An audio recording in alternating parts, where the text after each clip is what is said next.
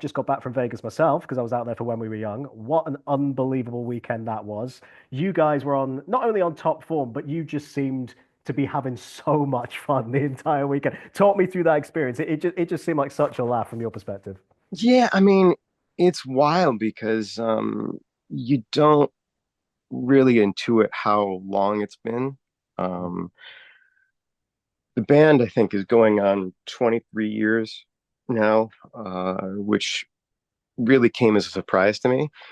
And I know it's this like thing that old people always say, but man, it really, really goes by so fast. But then it happens to you, and you're just taken aback.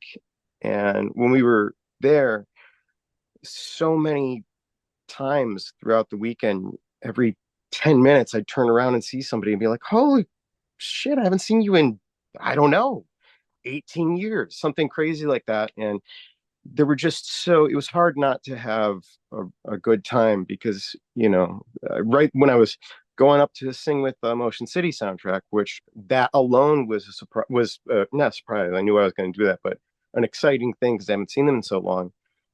I turn around and Bayside's there, and I haven't seen Bayside since we toured with them in God, I don't remember when that was. So there was so much of that it just kind of you couldn't help but have a good time. Really just as I just said to Patrick, it's nice that with that show and with that festival as well, you guys get to do what I think you've been striving to do for a minute, which you can nod to the past and you can celebrate that legacy, but it's still pushing forward. The newer songs are still in there. You're trying new things on stage, which is very, very cool to see. It's got to feel really comfortable, especially in that When We Were Young environment that I mean, it's so Yes. clearly your audience set up for it. Yes. I mean, that's an insane festival, right? Like when they announce it, it looks fake every time, right? Like the Yeah. lineup looks like it's like some kid like drew it on their folder at school, right? Right. Um, it would be hard for us to play to focus on one album in the way that I don't know that we're the band that has that, like I think that there's some bands if you only have two or three records, there's like that record. And I think that you're we're a band that our fans will kind of more debate it seems like this is the one for me, or this is it's Folie à Deux, whatever it is, Take This Your Grave, whatever it is. And so I think that it was amazing that we were able to kind of and we were able to kind of like look backwards all the way to download and try to build this show that would go through all of the eras, nod to Taylor obviously on that one, but it's also, I have to say,